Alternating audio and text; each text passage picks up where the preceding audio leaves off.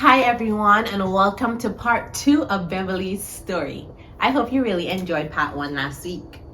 We left off where Beverly was on her way to discovery, so let's find out what happens next.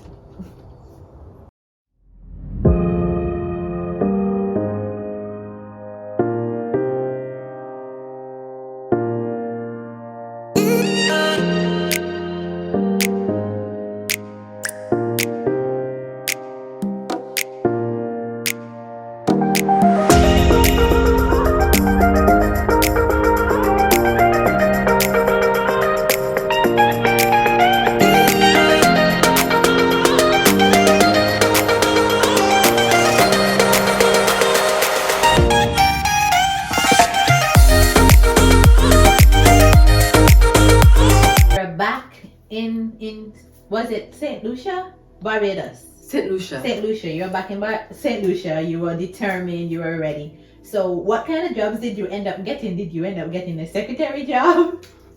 Well, funny, but yes, I did.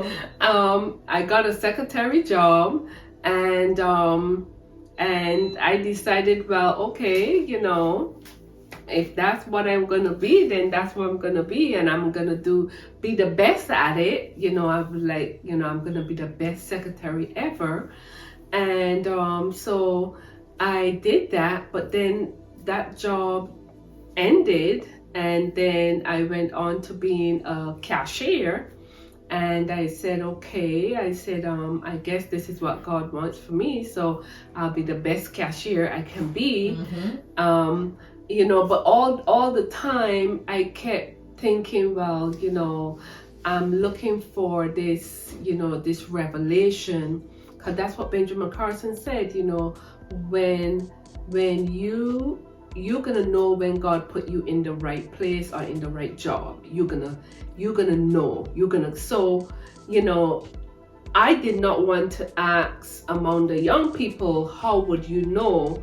I went back with that curiosity as to how would I know? Is it going to be a feeling? Is it going to be a spark? Is it going to be a dream? I keep living every day with that anticipation as to what is it going to be like. And I was so determined that even as a cashier, I was going to be the best cashier ever. And that is what I did until, it came to a point where I couldn't go on anymore, because it was kind of impeding with the day that I needed off. So I had to end that job, and I was a little bit disappointed, but then I knew that God had a plan, and I was so determined that I was not ready to give up. And I know that there was something else in store. So it was just a matter of just keep moving forward, and every disappointment, I used that as a stepping stone. I used that as a drive to move forward, to it just give me more fuel to keep pursuing, because I knew that God has something in store for me. That's right. So what age would you say that you finally figured out like your true purpose? I think I was already in my 20s, my late 20s, because even after getting married and having my kids, I still was not sure what I wanted to be, because I decided, my husband and I, we decided that I would stay home and raise the children until they were ready to go to school, so we would not do daycare. So I still didn't know what I wanted to do, but it was during that time, I think it was in my late 20s, when I was home with the children, so I had a lot of time to talk to God, to pray about it, to just to meditate. And build that communication with him so that he can tell me or show me what he wants me to do. And I remembered when my mother-in-law got sick and they wanted someone to care for her, and I said, okay, you know, I'm not doing anything, I can help out, whatever I can do, give her a bath, her insulin, whatever it be, you know, I can do that. But the problem was you had to go early in the morning, and I don't like to get up early in the morning. I never did like waking up early in the morning, so that was my challenge. And you know, I said, you know what, I don't know if you know, this is what God wants me to do, so let's see, let's go with it, let's see. And I went ahead every day. I went and took care of her, you know, give her a bath, give her medication, her insulin, fed her. And I realized the joy that came from just doing that every single day, that it didn't even bother me anymore of having to wake up early in the morning. And it was then that I don't know if I can't remember if it was a feeling or if it was you know, a thought, but I knew that, you know, this was what God wants me to do, to care for people. So I say, you know what, I'm gonna get into nursing. And I decided that, you know, I need to figure out what I need to do. You know, I need to get to school, I need to start doing my classes, because, you know, I graduated out of high school with a very minimal education. So I knew that if I wanted to pursue nursing, I would have to start from the bottom and come up. And that is so encouraging. You know, you said you were already married and had 2 children.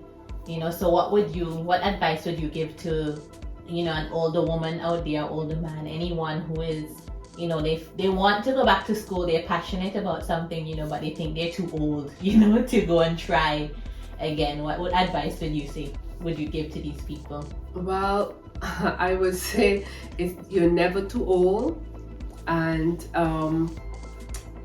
when I decided to go back to school, you know, I was so determined and driven that I never even take into consideration what it entails going to school as an adult. Not only as an adult, but as a married woman and as a mother of 2 small children. So it was definitely challenging, but I would say that you are never too old. You're never too old to learn. You know, you're never too old to start over, and that's what I did, starting over, because going into college was actually starting over. I remember when I took my first class, it was an English class, and I did English, math, and there was an intro to college class. Those were the 3 classes I did. And my English class, I was learning English like if I was in middle school or high school. So it was like figuring out, you know, actually understanding what a verb was, what a noun was, how to use it in sentences. And, you know, in college, you know, I was, that's where I understood all these basic English things. And I remember when I wrote my first paper, and it was only 1 page, but I felt that, you know, I gave it my all. I did my reading, I did all I had to do, and I felt I put my heart and soul into it because I was so determined. And I got that paper back, and it was a big F at the top of it. Oh wow. And my heart sank, because I was like, really, where did I go wrong? But you know, in college, just like being in school, you know, I was shy, I was embarrassed, I always sat in the back again. I don't know, I guess it was just a natural thing.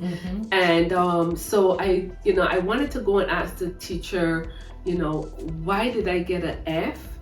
But I didn't want the other children to know that I got an F. I don't want to relive that being dumb, being stupid again. So I was like, you know what, just forget about it. It's okay. And I'll just try hard on the next one. And I was walking out the door and the teacher said, Beverly. And I was like, oh boy. I almost made it out the door. And I turned back and I said, and I went to him, but he had so many kids around him because, it was the first couple of weeks and everybody had questions and, everybody, wanted to say something to the professor. And I was like, I am not going up there. Whatever he has to say to me, he got to say it with just me. So I linger and linger until everybody left. And then I went to him and then he explained to me why I got the F. And he said, where are you from? I tell him where I'm from. And then he went on to say, so no offense, but you write how you speak. So we got to change how you speak so we can change how you write. And he said, I'm going to give you the option to rewrite the paper and so that you can get a better grade. I said, okay. I mean, that's fair, that's fine, but not taking into consideration that he was not giving me leeway on the next paper that was due. So therefore, the next week, along with that week's paper, I am now rewriting the one from the previous week. So therefore, now I'm struggling now working on 2 papers. I'm working. I have 2 small kids going to school. And this time we were in New York. And it was like, what did I get myself into? Yeah. So, I mean, it was a struggle because then I had math, but I was always good at math for some weird reason. I was always good at math, so that one was not too bad. And then I had the other subjects that require writing papers, but they weren't as heavy on the grading as the English teacher was. So that class, I would say, almost made me give up again and say, it's not worth it.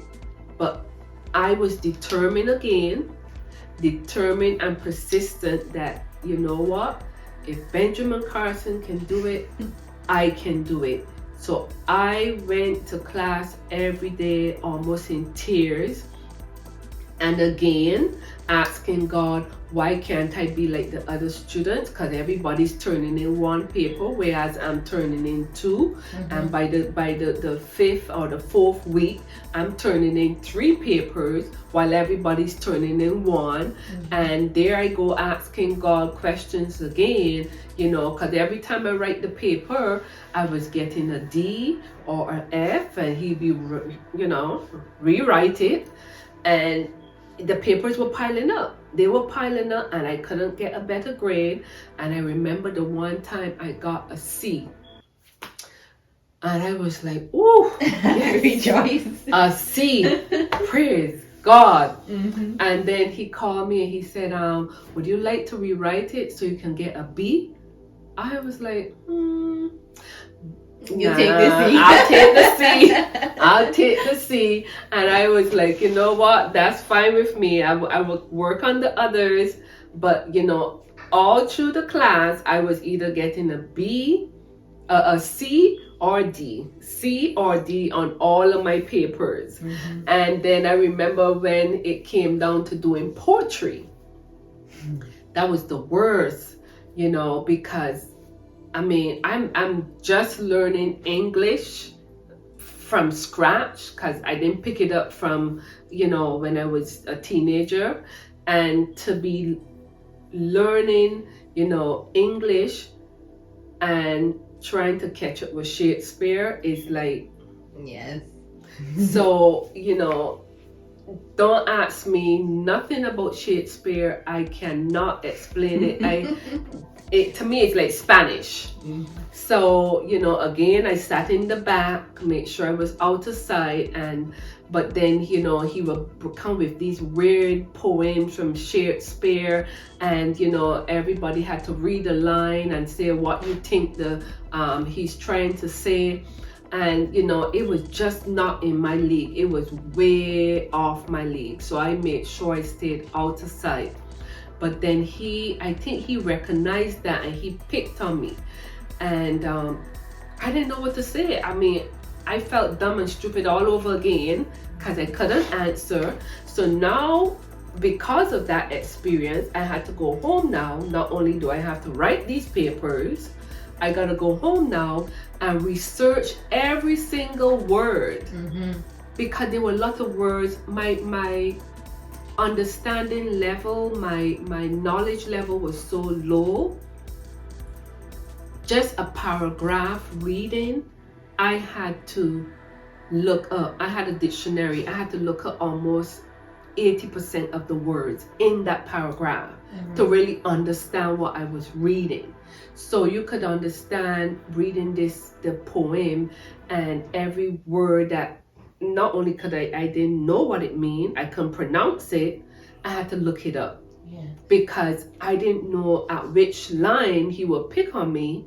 So I think that was the point that kind of pushed me to the edge where I felt like, you know, I really wanted to give up, like this was not gonna work.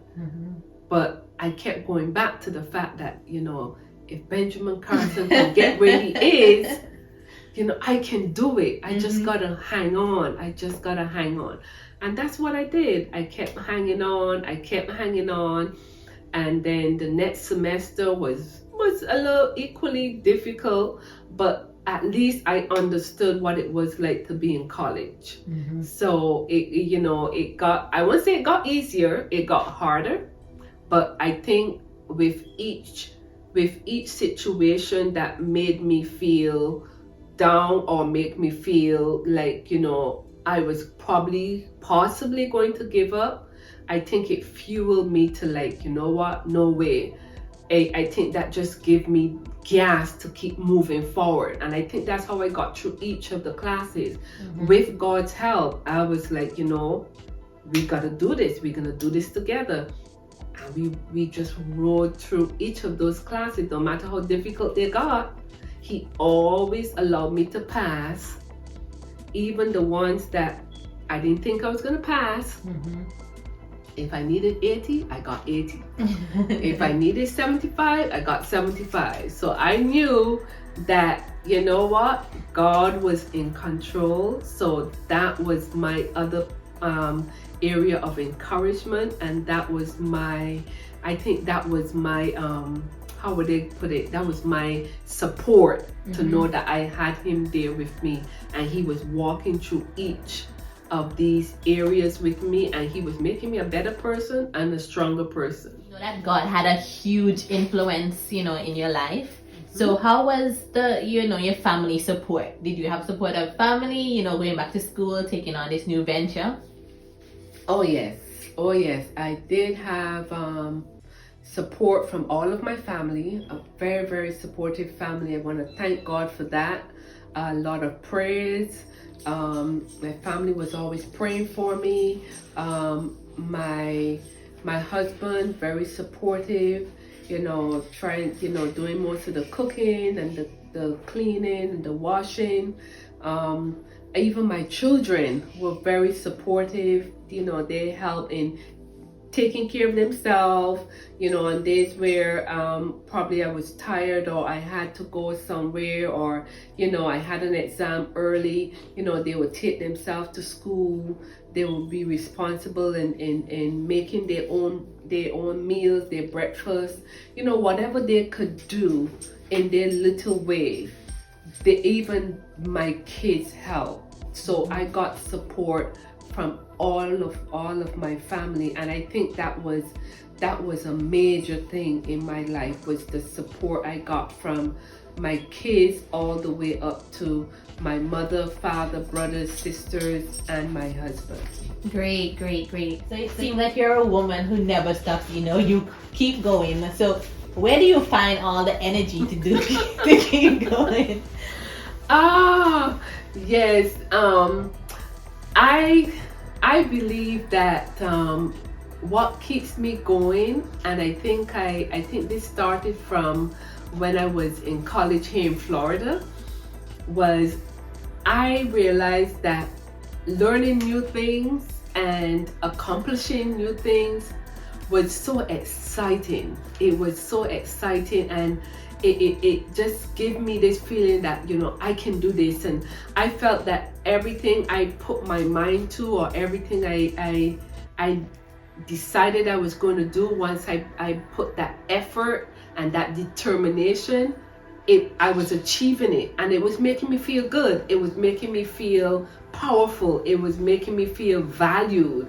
More and more I was seeing myself as no longer stupid, dumb, whatnot, but I was seeing myself as somebody of value, somebody of self-worth, and that was giving me that motivation to keep doing and to keep moving. And then I getting involved with young people, and it even made it even better, because I wanted them to see that if you have determination, perseverance, you can push through anything. Mm-hmm. And I just felt like I was just going, it's just one after the other. As soon as one project is done, I'm into another project. Mm-hmm. I'm into another project, because I felt that was increasing my knowledge. It was increasing my knowledge, and I felt with that increase of knowledge, I was feeling more powerful. I was feeling better about myself.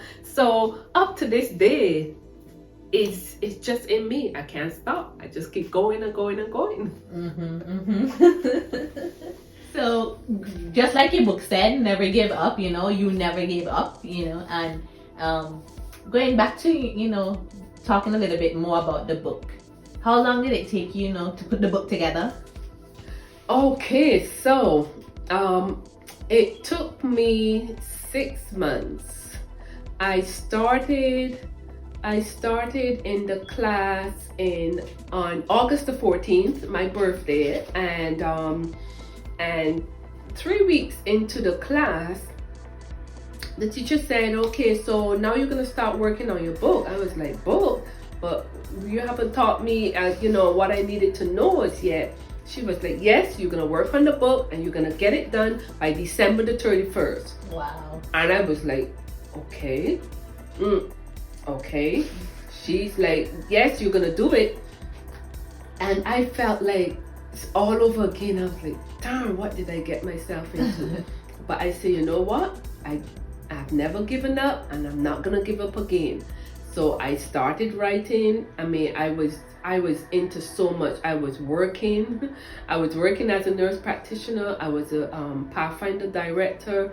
I was, a mother, trying to, take care of my home, my children, and finding time to write. Mm-hmm. I was writing, and then I decided to set a schedule. So my schedule was from 6 to midnight was the time that I would write, and at midnight I went to bed. So in that way, I was able to finish the book on time, under the time that the teacher had given me to finish it in. But it was a struggle, but I made it.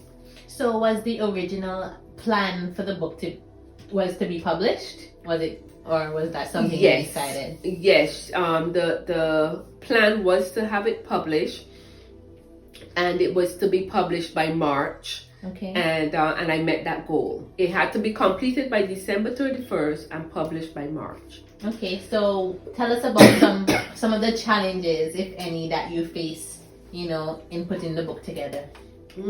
Challenges I had with writing the book was, again, vocabulary, and making sure that I had the right message.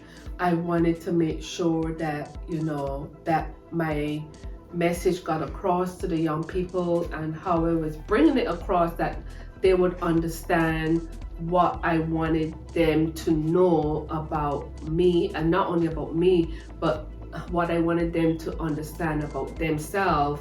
And not giving up. What does not giving up mean? What does low self-esteem mean? What does it mean to to go through life feeling down or feeling bad about yourself and coming out on top? So those were just some of the challenges I had, and I think that was about it. There were not that many challenges. Okay, so what advice would you give to anyone, someone who's dreaming of writing a book, but they just don't know where to start? They don't know where to begin, they're having doubts that they can even do it. What advice would you give to these people? Well, I still at this point don't even know how I make it through the book, because I think that when I was told I had to write the book, I didn't know where to begin. I didn't even know how a book, how you start writing a book. I didn't know how the first sentence was supposed to sound. And I remember one time I was praying about it, and I said, Lord, I don't know what to say. I don't know how to start. I think I had like 3 pages, and then I start again, and then I started again, and I was like, I don't know how to write a book. Maybe I should just drop out of this class. And God was like, just write. Mm-hmm. So my advice to anyone, you want to write a book, just write. Because, it gets to a point where if you are relying on God, He will just bring it all together, because that's what He eventually did. He brought it all together, because what I did is, He said to just write, and I just write. I just let the story flow out, and He directed it. So, it's a challenge to sit and write every day, to know what to write and how to structure it. But, I didn't know how I was going to do that. I still don't know how to do it. But, these are the type of things that God has done in my life to show me that I'm not in control, that He is in control. And I would encourage anybody, if I can do it, anybody can do it. What was significant for me was the fact that your book had 7 chapters. 7 is my favorite number, the number of completion. And each chapter had a very inspirational title. It was Think Right, Don't Settle, Don't Give Up, Don't Look Back, Power Source, Stepping into Faith, and The New You. So what was the inspiration behind the titles that you chose? Oh, okay. It's funny that you asked that, because when the teacher said, come on, let's pick the titles, I didn't know what title to pick. And then I said, you know what? I said, Lord, maybe we should write the chapter, and then as we write the chapter, we would think of the topic. And she said, okay, if you want to do that, fine, but you need to have you need to have all the topics by this date. And I said, okay. Mm-hmm. And so the topic came from writing the chapter. Mm-hmm. And really just looking at what God was bringing out in that chapter and centering it on that and saying, oh, this is the topic. So that's how I would say God and myself and God, that's how we picked the topic. Mm-hmm. So it was like writing the chapter, and based on how He had it structured, how He had me put it together, that's when we picked the topic. Okay, I can definitely relate to that, in terms of writing an essay or a story, you stay hours trying to figure out a topic. Mm-hmm. Once you get to writing, the topic comes much easier. Right. Okay, so For a young person listening to you today and wondering, if it would ever be possible for them to overcome doubt, fear, and misfortune, what would you say to them? Anything is possible. Anyone can overcome fear and doubt. You just have to be determined and you have to be persistent. You can easily allow doubt and fear to take over, and once you give in, that is where you see yourself as no longer having a goal, a mission. But you have to be determined, you have to be persistent, you have to build those principles of that you use to govern or to direct your life. The principle of determination, that was my main one. Determination. You got to be determined. You have to have God in the center of your life, because you of yourself cannot do it. You cannot do it. And you got to remember, disappointments are not bad. They may hurt. They may feel like it's the end of the world, but they're not bad. I see disappointments now as a good thing, because it is what brought me to where I am. So I encourage young people now that when you go through struggles, fear, doubt, these are just things that are there to help you. To help you. You look at fear, and fear is like looking at a big lion. How you gonna approach that? You can't of yourself. You gotta get on your knees, ask God to help you. And that when you have overcome that fear, that makes you feel good about yourself. It gives you that drive. And once you have overcome those things, believe me, you feel like you can do anything. And it's like once the one come after the other, and you feel like you have overcome, and you have stepped over those challenges, you have achieved it. Oh wow, I survived that. It gives you that support, it gives you that encouragement, it gives you that I don't know what it feels like, but it feels so good that you wonder, why did you allow fear and doubt to put you back, when all you had to do was just work with God and allow Him to help you overcome these areas in your life. What do you love most about who you have become today? Oh, wow. What I love most about who I have become today is, I love the fact that it has made me a stronger person. Very strong, a strong person. I love the fact that it has taught me in several ways that, even though to this point, there's still so many words I can't pronounce. So many times I will ask my kids, hey, how do you pronounce this? There's so many things I still don't understand. I still have learning disabilities. I'm still a little bit slow. Still takes me a little while to read a chapter and really catch it. But, it has not stopped me. I realize that these things have not stopped me. So I don't know.